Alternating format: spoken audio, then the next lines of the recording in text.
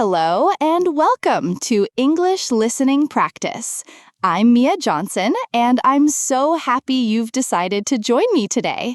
This episode is specially created for A2 and B1 learners who want to build a strong foundation in English listening skills. If you're at the A2 or B1 level, you probably understand basic English, but sometimes real conversations feel too fast or confusing. That's completely normal. Today, we're going to practice with clear, everyday English that will help you feel more confident. I speak slowly and clearly, and I'll repeat important information. Don't worry if you don't understand everything the first time. Learning to listen takes practice, and I'm here to help you every step of the way. Today's episode has 5 different listening sections. We'll practice with shopping conversations, family discussions, asking for directions, talking about hobbies, and planning weekend activities. Each section gets a little bit more challenging, so you'll build your skills gradually. After each listening section, I'll ask you some simple questions to check your understanding. Then I'll explain important vocabulary and grammar patterns. You can pause the episode anytime to think about the questions or take notes. Remember, the goal is not to be perfect. The goal is to understand the main ideas and to feel more comfortable listening to English. Even native speakers sometimes ask, "What did you say?" or "Can you repeat that?" So don't worry if you need to listen more than once. I recommend having a notebook ready to write down new words or phrases that you find interesting. At the end of the episode, I'll give you some homework to practice these new words in your daily life. Are you ready to build your listening foundation? Let's start with our first conversation. Our first listening practice is a shopping conversation. You'll hear me talking with a store employee about buying food for a dinner party. This is the kind of conversation you might have every day, so it's very useful to practice. Listen for these things. What food am I buying? How much does it cost? What problem do I have? Don't worry about understanding every word. Focus on the main information. I'll speak slowly and clearly. Here's the conversation. Good morning. I'm looking for ingredients to make dinner for my friends tonight. Can you help me?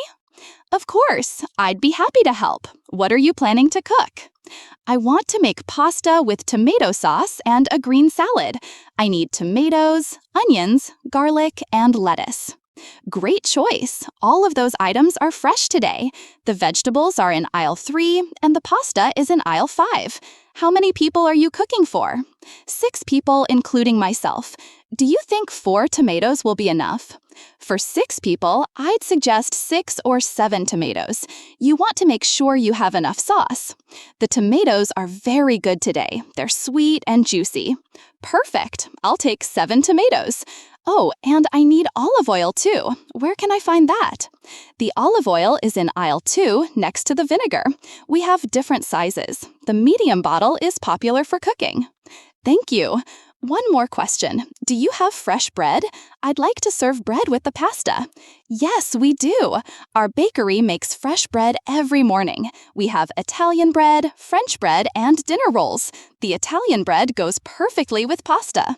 I'll take 1 Italian bread, please. How much will everything cost? Let me calculate. The tomatoes are $3.50. Onions are $1.20, garlic is $0.80, lettuce is $2, olive oil is $4.99, and the bread is $2.50. That's $14.99 total. That sounds reasonable. Oh, wait, I forgot. I need cheese too. Do you have Parmesan cheese? Yes, we have fresh Parmesan cheese at the deli counter. It's $6.99 per pound. How much would you like? Half a pound should be enough. So that's $3.50 more? Exactly. Your new total is $18.49. Perfect. Can I pay with a credit card? Of course. You can pay at register number 2. Is there anything else I can help you find? No, that's everything. Thank you so much for your help. You're very welcome. I hope you have a wonderful dinner party tonight. Now, let's check your understanding. I'll ask you some questions about the conversation. Take your time to think about each answer. Question 1. What is the customer planning to cook?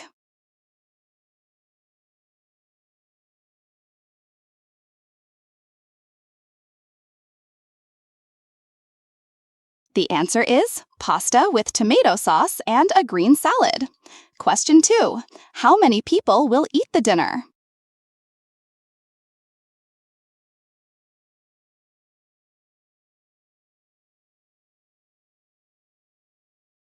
6 people, including the customer.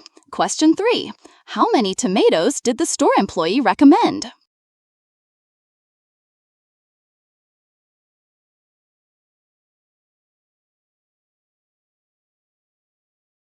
6 or 7 tomatoes. The customer decided to buy 7.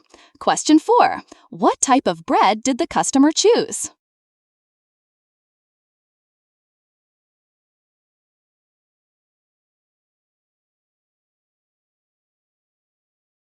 'Italian bread, because it goes perfectly with pasta. Question 5. What did the customer forget to buy at first?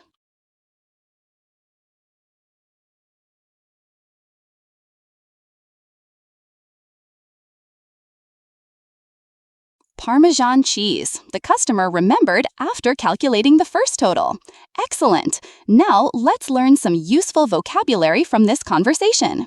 Ingredients. The food items you need to make a recipe. For example, I need ingredients for pasta. Aisle. A row in a store where products are displayed. The pasta is in aisle 5. Fresh. Recently made or old. The vegetables are fresh today. Juicy. Full of juice usually describes fruit. The tomatoes are sweet and juicy. Calculate. To add numbers together to find the total. Let me calculate the cost. Reasonable. Fair, not too expensive. That sounds reasonable. Deli counter. The place in a store where they cut fresh meat and cheese. Register. The place where you pay for your items. Notice how the customer asked polite questions like, "Can you help me?" and "Where can I find that?" These are very useful phrases for shopping. The store employee was helpful and gave extra information, like, "The Italian bread goes perfectly with pasta." This shows good customer service. In this conversation, we also practiced numbers and prices. This is very important for shopping in English. Did you notice how the employee said $14.99 and $18.49? Practice saying these numbers out loud. Our second listening practice is a family conversation. You'll hear a mother and her teenage daughter talking about planning a birthday party. Family conversations are usually more casual and emotional than shopping conversations. Listen for these things. Whose birthday is it? Where will the party be? What food will they serve? What problem do they need to solve? Family members often interrupt each other and speak with more emotion. This is normal. Let's listen. Sarah, we need to talk about your brother's birthday party. It's only 2 weeks away, and we haven't planned anything yet. I know, Mom. I've been thinking about it. Can we have it in the backyard? The weather should be nice in May. That's a good idea. The backyard is perfect for a party. How many friends do you think Tom will want to invite? Probably about 12 kids from his class, plus a few neighbors. So maybe 15 children total? 15 children? That's a lot. We'll need to plan the food carefully. What kind of cake does Tom like? He loves chocolate cake. Remember last year when Grandma made that amazing chocolate cake with chocolate frosting? He ate 3 pieces. Oh yes, I remember. But Grandma lives far away now. Should we buy a cake from the bakery or should we make one ourselves? Can we make it ourselves? I want to help. We could make it together on Saturday morning. That sounds like fun. We'll need to go shopping for ingredients on Friday. What about decorations? Tom's favorite colors are blue and green. We could get balloons and streamers in those colors. Oh, and we need a happy birthday banner. Good thinking. What about games and activities? We need to keep 15 children busy for 2 hours. We could set up different activity stations in the backyard, maybe a painting station, a games area, and, oh, what about a treasure hunt? A treasure hunt sounds exciting, but that might be too complicated. Remember, these are 7-year-old children. You're right. Maybe we should keep it simple. What about musical chairs and freeze dance? Kids love those games. Perfect. Those are easy to organize.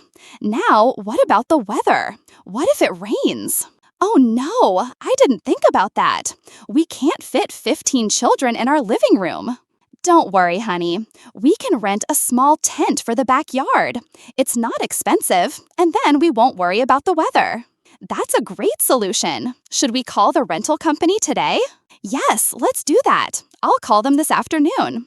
You know what? I think this is going to be the best birthday party ever. I hope so. Tom is going to be so surprised and happy. He's lucky to have such a caring sister. Now, let's make a shopping list for the cake ingredients. Now, let's check your understanding of this family conversation. Question 1. Whose birthday party are they planning? Tom's birthday party. Tom is Sarah's brother. Question 2. Where do they want to have the party? In the backyard. Question 3. How many children will they invite? About 15 children, 12 from Tom's class plus some neighbors. Question 4. What kind of cake does Tom like? Chocolate cake. He loves chocolate cake with chocolate frosting. Question 5. What is their solution for bad weather? They will rent a small tent for the backyard. Great job! Let's learn some family conversation vocabulary. Backyard, the area behind a house, usually with grass. Let's have the party in the backyard. Frosting, the sweet covering on top of a cake, also called icing. Decorations, things you use to make a party look nice, like balloons and streamers. Banner, a long sign with words on it, like Happy Birthday. Activity stations, different areas with different games or activities.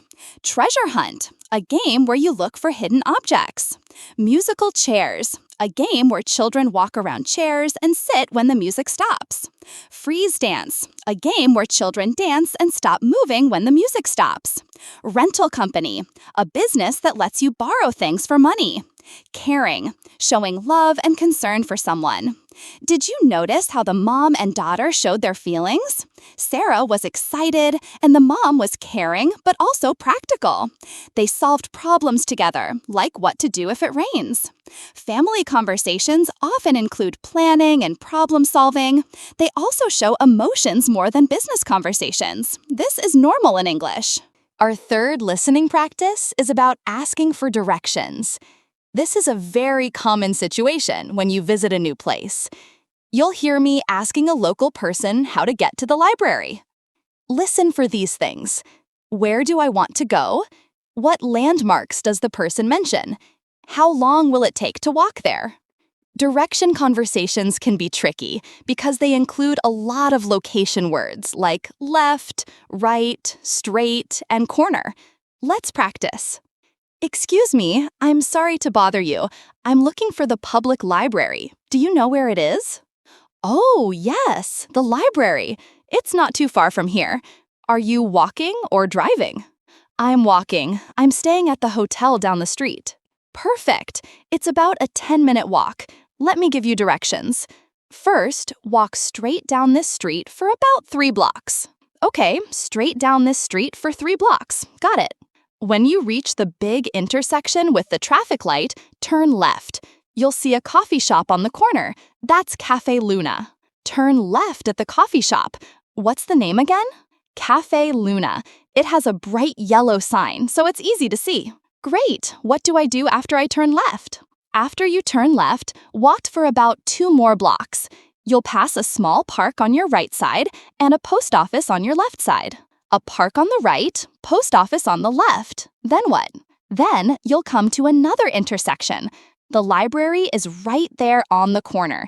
It's a big brick building with white columns in front. A brick building with white columns. That sounds easy to recognize. Yes, you can't miss it. There's also a big sign that says Public Library in blue letters. Perfect. Let me repeat the directions to make sure I understand. Walk straight for 3 blocks. Turn left at Cafe Luna, walk 2 more blocks past the park and post office, and the library is on the corner. Exactly right. You're a good listener. The library is open until 8 p.m. today, so you have plenty of time. Thank you so much. You've been very helpful. You're welcome. I hope you find what you're looking for at the library. I'm sure I will. Have a great day. You too. Enjoy your visit to our city.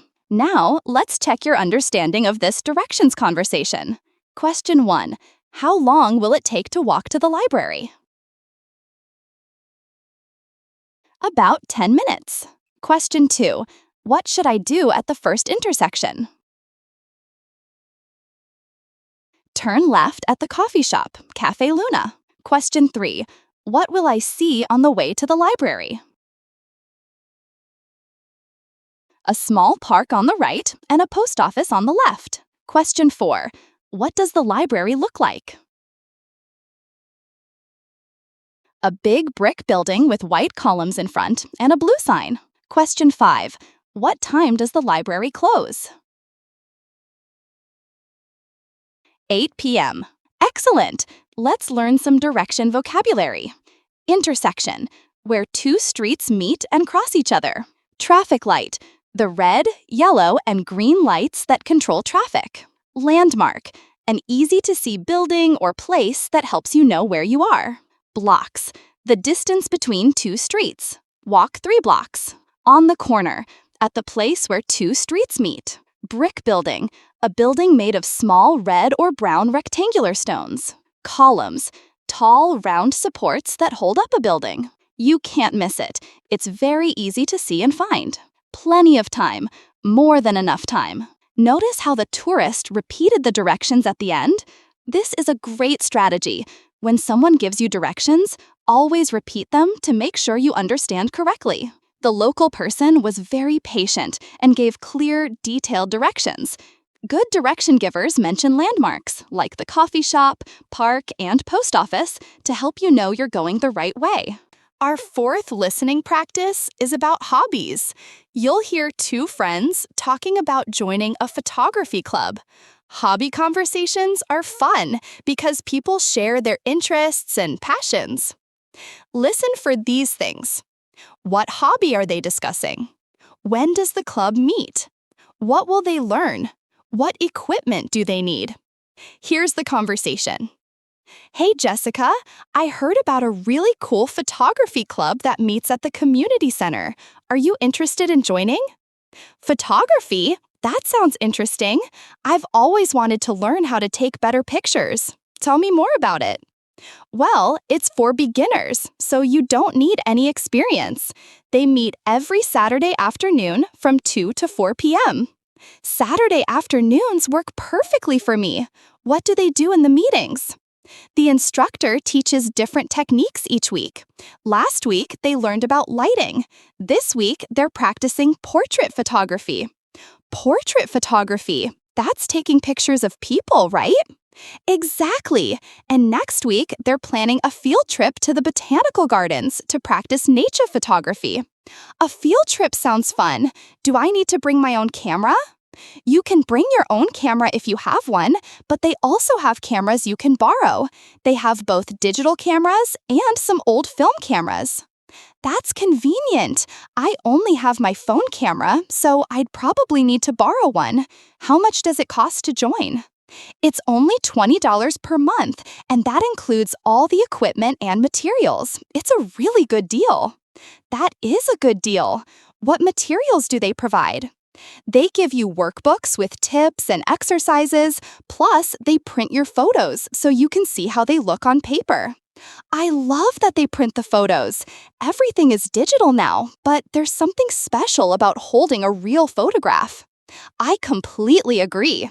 The instructor, Mr. Rodriguez, has been a professional photographer for 20 years. He has amazing stories about his travels. He sounds like a great teacher. Are there many people in the club? About 15 people, all different ages. There are some teenagers, college students, and even some retirees. Everyone is really friendly. I like that it's a mixed group. You can learn from people with different perspectives. Exactly. And they have a photo contest every month. The winner gets a gift certificate to the camera store. A contest sounds exciting. Even if I don't win, it would be fun to participate. That's the right attitude. So, are you interested in coming with me this Saturday? Yes, I'd love to. Should I call to register or can I just show up? You can just show up for the first meeting. If you like it, then you can register and pay the monthly fee. Perfect. I'm really excited about this. Thank you for telling me about it. You're welcome. I think we're going to have a lot of fun learning photography together. Now, let's check your understanding of this hobby conversation. Question 1. When does the photography club meet?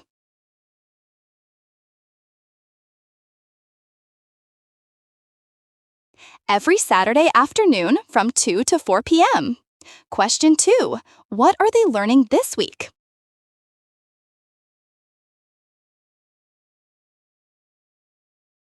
Portrait photography, taking pictures of people. Question 3. Where are they going for the field trip?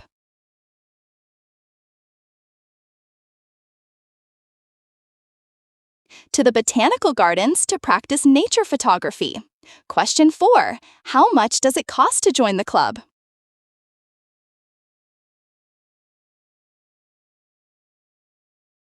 $20 per month, including all equipment and materials. Question 5. What do they do every month?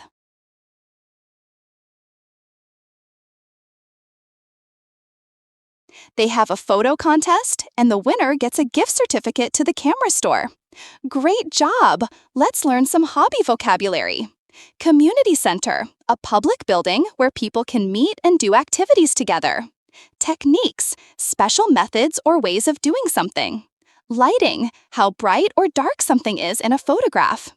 Portrait photography, taking pictures of people. Field trip, going to a different place to learn something. Botanical gardens, a place with many different plants and flowers. Nature photography, taking pictures of plants, animals, and outdoor scenes.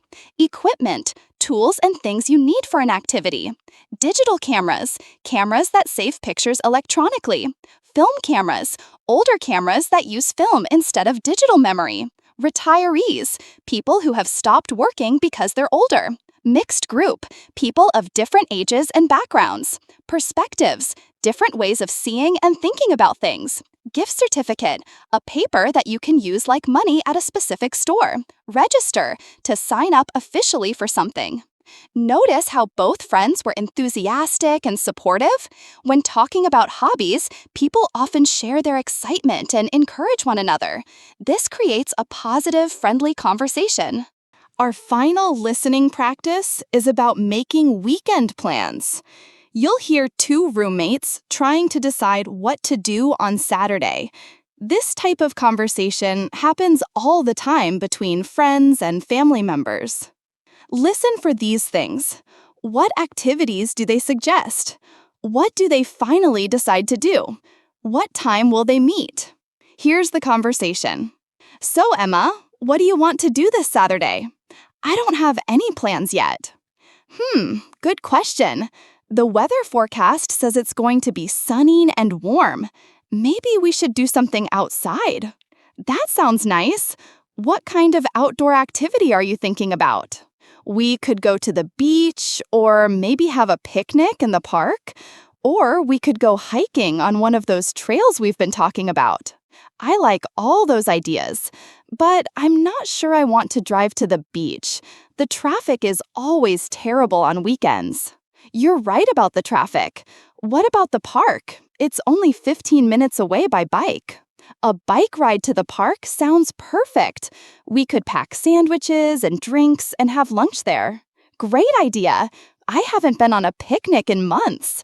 Should we invite anyone else? What about our neighbor Jake? He's always complaining that he doesn't get enough exercise. Good thinking. And maybe Sarah from work. She loves outdoor activities.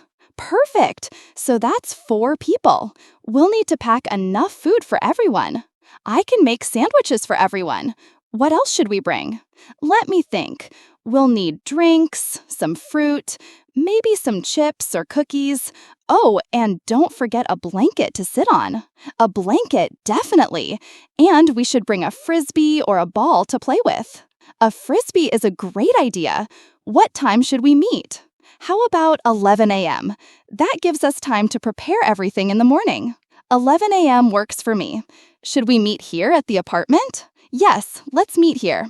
I'll text Jake and Sarah tonight to invite them. Sounds like a plan. I'm really looking forward to this. It's going to be a fun day. Me too. There's nothing better than good friends, good food, and nice weather. Now let's check your understanding of this weekend planning conversation. Question 1. What will the weather be like on Saturday?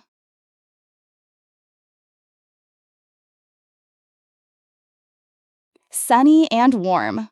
Question 2. Why don't they want to go to the beach?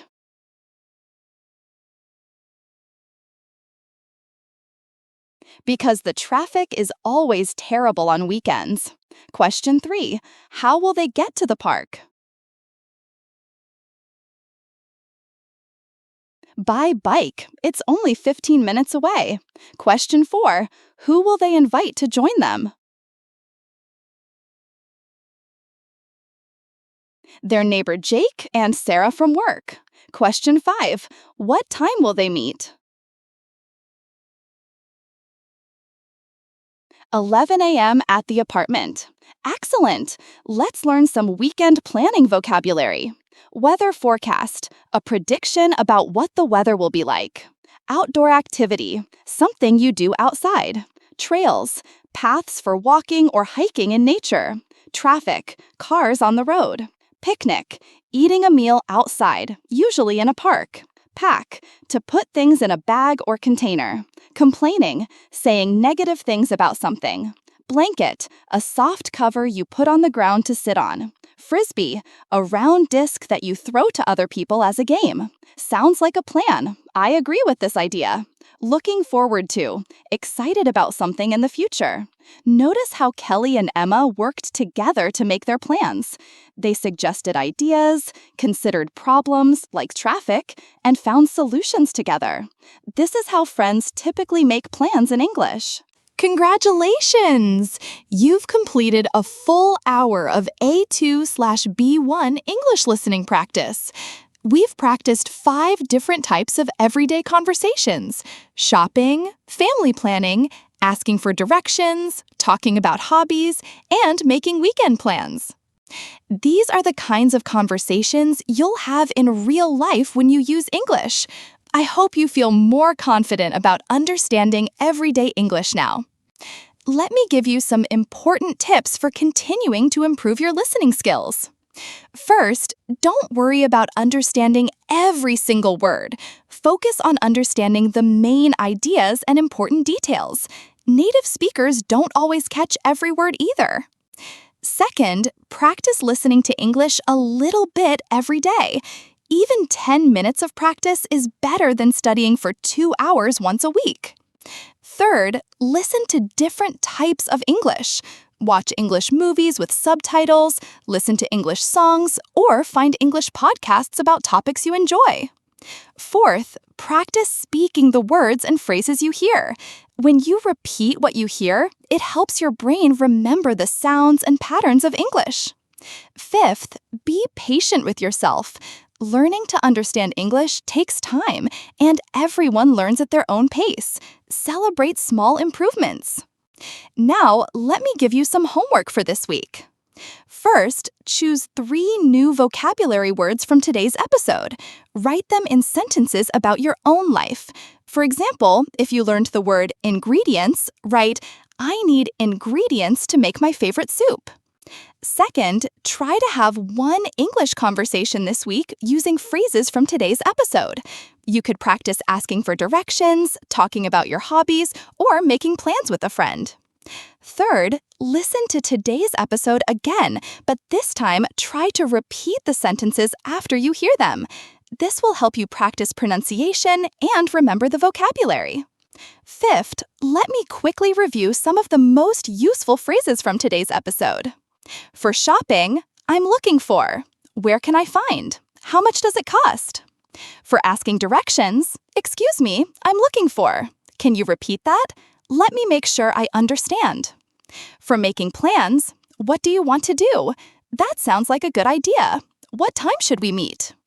For talking about hobbies, I'm interested in. That sounds fun. I'd love to learn how to. These phrases will help you in many different situations. Practice using them until they feel natural. Remember, every time you practice listening, you're building stronger connections in your brain for understanding English. You're doing great work. I want to end with some encouragement. Learning English is not easy, but you're making progress every day. Even if you understood 70% of today's conversations, that's wonderful. Next time, you might understand 75% or 80%. The most important thing is to keep practicing and to be kind to yourself. Every English learner makes mistakes, and that's how we learn. Don't be afraid to ask, "What?" or "Can you repeat that?" Native speakers do this too. Thank you for spending this hour with me practicing your English listening skills. I'm Mia Johnson, and I believe in your ability to understand and speak English confidently. Keep listening, keep practicing, and remember, you're building a strong foundation for your English future. See you next time for more English listening practice.